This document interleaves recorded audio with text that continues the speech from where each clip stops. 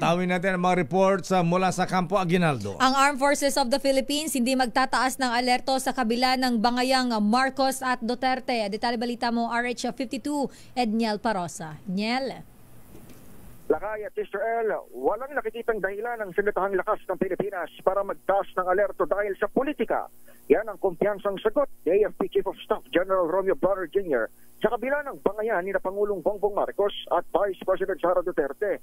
Sa ambush interview sa Campo Aguinaldo, sinabi ni Bronner, tiniyak ni Bronner na kontrolado pa rin ng liderato ang kasalukuyang sitwasyon. Patunay umano rito na nagawa pa ngang makalabas ng bansa ng presidente para sa kanyang working visit sa United Arab Emirates.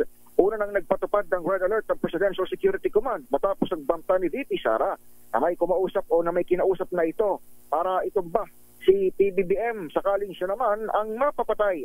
Kung may alerto man umano sa militar ngayon, sinabi ni Bronner na ito ay dahil sa sunod-sunod na tama ng bagyo nitong buwan ng Nobyembre. Pakinggan natin ang General. Hindi natin kailangan magtaas ng alert level dahil sa nangyayari sa politika. So, in fact, yung ating Pangulo ay umalis ng ating bansa. He went to the UAE.